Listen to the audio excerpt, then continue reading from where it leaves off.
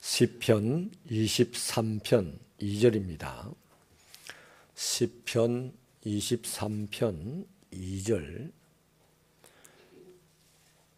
우리 다 같이 읽도록 하겠습니다. 시작. 그가 나를 푸른 풀밭에 누이시며 쉴만한 물가로 인도하시는 도다. 아멘. 2005년 터키의 이스탄불에서 일어난 사건입니다.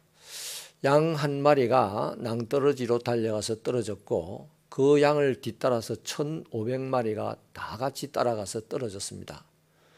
이 엄청난 사건 때 500마리가 거기서 죽었다고 합니다. 가는 길이 맞는지 틀린지 모른 채 다른 양의 뒤를 따라서 뛰어내리다가 참변을 당한 것이죠. 믿을 수 있는 인도자가 얼마나 필요하냐 하는 사실에 대한 좋은 신뢰가 아닐 수가 없습니다. 이사야서 53장 6절에 의하면 우리는 다 양 같아서 각기 제 갈 길로 가는 경향이 있는 사람들입니다. 그리고는 낭패를 다 당하고 말죠. 그러므로 우리 인생에는 반드시 목자가 필요합니다. 근데 그들 목자 중에서도 선한 목자라면 우리는 사생결단하고 따라가야만 합니다. 그래야만 우리 인생에 행복이나 또 풍성한 누릴 것들이 있기 때문입니다. 시편 23편 2절은 우리에게 쉼을 주시는 하나님을 소개하여 줍니다. 어떻게 쉼을 줍니까? 푸른 초장에 누이시고 쉴만한 물가로 인도하셔서 우리를 쉬게 하십니다. 그러나 쉬기 전에 반드시 해야 될 일이 있죠. 뭡니까? 풍부한 먹이를 공급해야 되고 또 충분한 물을 주어야만 합니다. 이 팔레스타인 지역에는 목초지가 그렇게 많지 않기 때문에 이 목자들이 양을 먹이기 위해서 이른 아침에 길을 나서서 이곳저곳을 두루 다니면서 풀을 뜯깁니다. 그러는 시간이 정오 때까지 계속된다고 합니다. 정오 때가 되면 이제 그럭저럭 다 양들이 이제 배불리 먹게 되고 더 이상 양들은 피곤해서 걷지를 못한대요. 그러니까 이렇게 풀을 먹이면서도 이 목자는 양들이 쉴만한 공간을 찾아야 되는데 그 양들이 쉴만한 공간을 줬다고 해가지고 그냥 거기 들어 누워서 쉬는 그런 동물이 아니랍니다. 그러니까 양들이 눕지 못하는 이유가 몇 가지 있는데 첫째, 배고프면 절대 눕지 않는답니다. 그래서 충분히 풀을 뜯게 하는데 그게 오전 내내 풀을 뜯기는 것이죠. 두 번째, 양들은 두려우면 눕지 않는다고 그래요. 뭐 개나 심지어는 덜쥐 같은 것만 다니고 토끼만 보아도 질급을 하는 게 양이라고 합니다. 그래서 목자는 양이 두려워할 만한 요소들을 사전에 다 제거를 해야 되죠. 또 셋째는 다툼이 있어도 눕지 않는다 그래요. 양들도 자기들끼리 영역이 있어서 자기 곁에 다른 양이 오는 것이 그렇게 싫답니다. 그리고 번식기가 되면 우두머리를 가르기 위해서 자기들끼리 또 심각하게 싸운대요.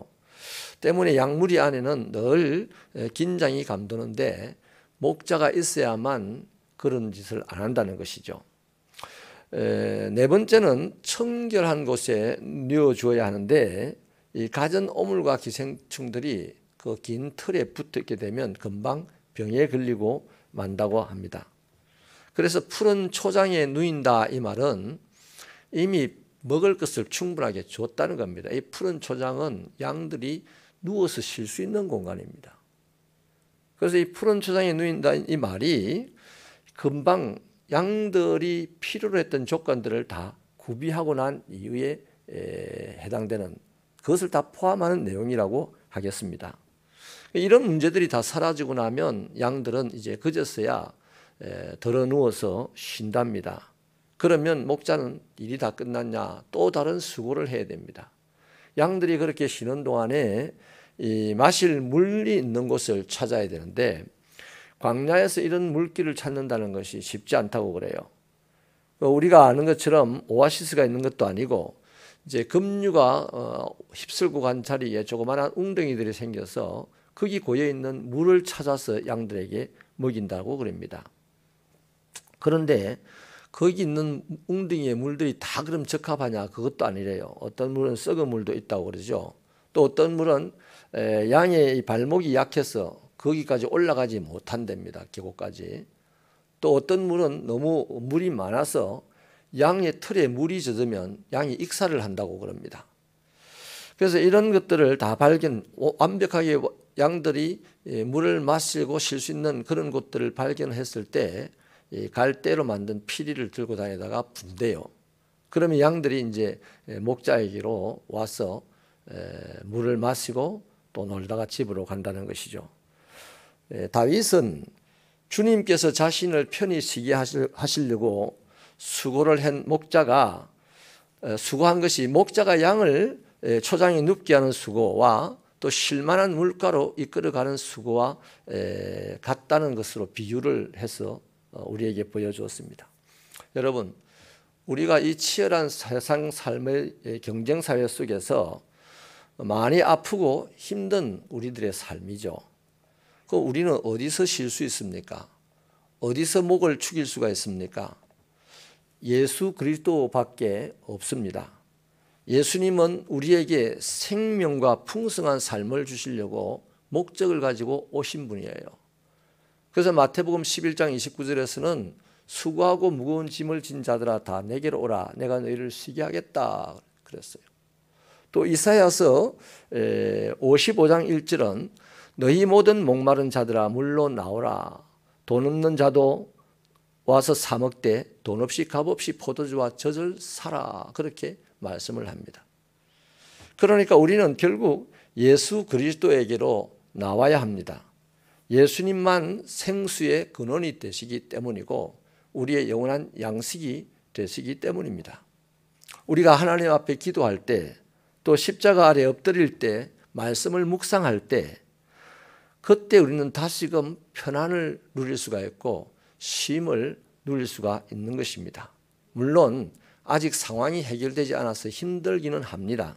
하지만 우리와 같은 육체를 입고 이 땅에서 살면서 온갖 고난을 당하신 예수님을 바라보며 우리도 할 수 있겠다는 그런 자신감이 생기고 다시 일어나서 시작을 할 수가 있거든요. 우리는 이 치열한 경쟁 속에서 상처 입은 마음으로 힘들어하는 이 시대를 살아가면서 열심을 다하여 살지만 알 수 없는 가람으로 고통을 받습니다. 먹어도 더 먹고 싶어서 허덕이는 그런 아픔이 있습니다. 물론 육체의 질병은 말할 것도 없습니다. 그런데 우리가 지금 순례의 길 40을 통하여서 주님을 가까이 하고자 하고 있지 않습니까? 모든 지각에 뛰어나신 하나님께서 우리를 이 순례의 길을 통하여 푸른 초장, 맑은 시냇물가로 인도해 가시는 것을 경험하게 될 줄 믿습니다. 그런 은혜로운 삶이 되시기를 축원합니다. 하나님 감사합니다. 18번째 날 아침 순례의 길을 모이면서 또 한 번 우리를 인도하시되 푸른 초장 맑은 시냇물가 쉴만한 곳으로 인도하시는 하나님을 우리가 알게 됩니다. 하나님 예전에도 알았지만 우리가 이 세상을 치열한 경쟁 속에서 살아가며 온갖 것이 배고프고 온갖 것이 가라였는데 예수 외에는 우리에게 만족할 만한 배부름과 만족할 만한 생수를 주시는 것이 이 땅에 없음을 다시 한번 고백하게 하시고 아버지 하나님 가까이 하여서 내 영혼이 쉬고 내 육체가 쉬고 하나님이 주시는 복으로 이 땅을 즐겁게 살아갈 수 있는 우리들의 신앙의 삶이 되게 하여 주옵소서. 예수님의 이름으로 기도하옵나이다.